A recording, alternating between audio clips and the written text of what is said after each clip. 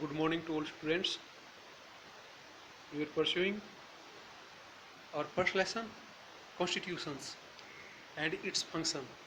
In the previous video, we have completed first function of constitutions, the needs and importance of constitutions, definitions, etc. Now we start from here. The second function of a constitution is to specify who has the power to make decisions in a society. Second function है कि किसी भी देश में decision power या decision लेने की authority समाज में किसके पास होती है. Decides how the government will be constituted. ये डिसाइड करेगा कि किस प्रकार गवर्नमेंट देश को चलाएगी. ठीक है, तो जिस प्रकार जैसे पिछली वीडियो में हमने बताया था कि भाई जैसे सोसाइटी के अंदर जनता का डिसीजन कौन लेगी. रिप्रेजेंटेटिव, जो रिप्रेजेंटेटिव होते हैं. फॉर एग्जांपल जैसे एमएलए बनते हैं, एमपी बनते हैं, लेजिस्लेटिव असेंबली या पार्लियामेंट के जो मेंबर बन के जो चुन के जाते हैं वो डिसीजन लेते हैं अपनी एरिया के लिए. फिर आगे वो चुनाव करते हैं. ठीक, फिर आगे पीएम बनते हैं, प्रेसिडेंट चुना जाता है इनडायरेक्ट वे से, इनडायरेक्ट इलेक्शन के द्वारा. तो वो देश के लिए डिसीजन लेते हैं. अब है limitation on the powers of government. अब जो ये पावर्स हैं गवर्नमेंट की, इनके ऊपर भी लिमिटेशन है कुछ कि किस प्रकार का वो डिसीजन ले सकती हैं. ये क्या कहते हैं, but this is clear not enough suppose you have decided who had the authority to make decisions. जैसे ना आप इसमें बताया कि गवर्नमेंट टोटली कुछ भी लागू नहीं कर सकती. गवर्नमेंट के पास इतनी अथॉरिटी नहीं है कि जो वो रूल बनाना चाहे वो जनता पे थोप सकती है. इसके लिए ना पार्लियामेंट होती है. पार्लियामेंट में पहले कानून बनाए जाते हैं. ठीक, उसमें बहस होती है. जैसे पिछली वीडियो में बताया था, पक्ष और विपक्ष में उसमें डिबेट होती है, इशूज को बताया जाता है. ठीक है, तब जाके पार्लियामेंट से स्वीकृति मिलती है, कानून बनाया जाता है और फिर उसको लागू करने के लिए भेजा जाता है. अब इसमें ये कहता है, but then this authority passed laws you thought were potentially unfair. यदि कोई अनफेयर है, मान लो वो जनता की भलाई के लिए कानून नहीं है, तो उसको वापस लिया जा सकता है या रद्द किया जा सकता है. ठीक, it prohibited you from practicing your religion, for instance, or it enjoyed that clothes of a certain class were prohibited, or that you were not free to sing certain songs, or that people who belong to a particular group, caste or religion would always have to serve others. okay, इसमें क्या कहता है, संविधान ने भी कुछ रियायतें दे रखी है कि प्रत्येक आदमी अपनी रिलीजन के अकॉर्डिंग कपड़े पहन सकता है. ठीक है, अपने फेस्टिवल को अपना सकता है. इसमें जैसे इसमें बताया कि जैसे कुछ राइट्स दे रखे, कुछ फंडामेंटल ड्यूटीज दे रखी हैं, कुछ अधिकार दे रखे हैं. जैसे 6 अधिकार दे रखे, बोलने का अधिकार है, समानता का अधिकार है, स्वतंत्रता का अधिकार है. ये 6 फंडामेंटल राइट्स हैं. प्रत्येक सिटीजन्स को, जो भारतीय नागरिक है, उसको अधिकार है. बट अधिकार तभी दिए जाते हैं जब वो अपनी ड्यूटी को फॉलो करता है. Rights and duties goes together, दोनों साथ साथ चलेंगे.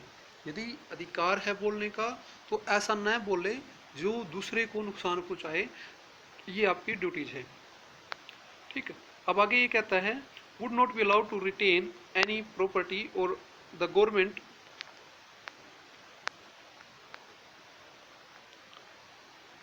could arbitrarily arrest someone, or that one people of certain skin color would be allowed to draw water from well. You would obviously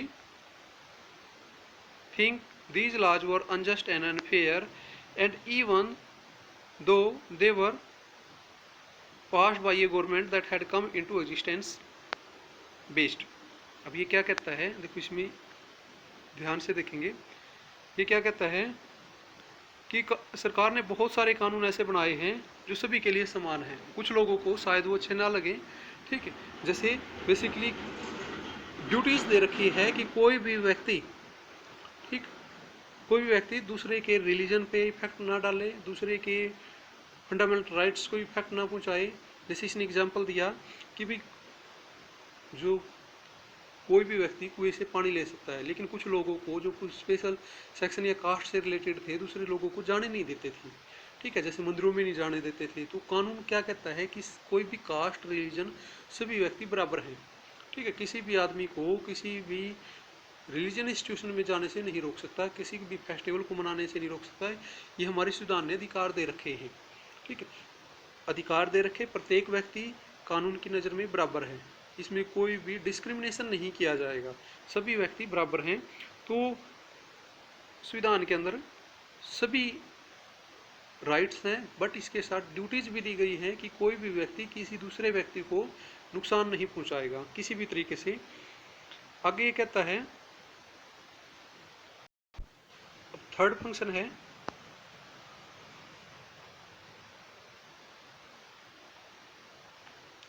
अपना जो थर्ड फंक्शन है इसका कॉन्स्टिट्यूशन का, so the third function of a constitution is to set some limit on what a government can impose on its citizens.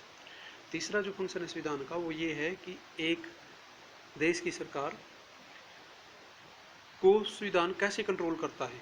ऐसा नहीं है कि कोई भी गवर्नमेंट जो 5 सालों के लिए चुनी जाती है डेमोक्रेटिक देश के अंदर, वो अपने सिटीजन पे कुछ भी कानून थोप सकती है, नहीं, कॉन्स्टिट्यूशन उसको रोकता है। कॉन्स्टिट्यूशन के पास पावर है कि सरकार लिमिट में रह के कानून बना सकती है और लोगों से लागू करवा सकती है। तो here are some limitation that government can't do.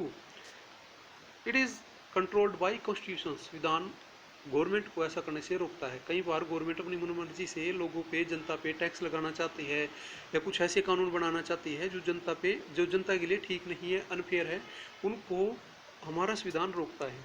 ये क्या कहता है, constitution limit the power of government in many ways, बहुत सारे तरीकों से रोकता है। कैसे रोकता है, the most common way of limiting the power of the government is to specify certain fundamental rights that all of us possesses as citizen and which no government can be allowed to violet.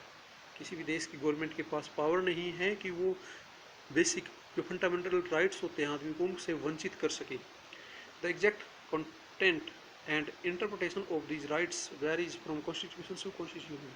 ये depend करता है, जैसे दूसरे देशों के constitution होते हैं उनमें अलग राइट्स दिए हुए हैं, इंडिया के कॉन्स्टिट्यूशन में इंडियन नागरिक को, इंडियन सिटीजन्स को अलग ड्यूटीज एंड राइट्स दिए हुए हैं। ये डिपेंड करता है कॉन्स्टिट्यूशन और कॉन्स्टिट्यूशन पे कि कौन से देश में कैसी सिचुएशन है। But most constitution will protect A basic cluster of rights, लेकिन सभी संविधान में बेसिक राइट्स जरूर मिले होते हैं।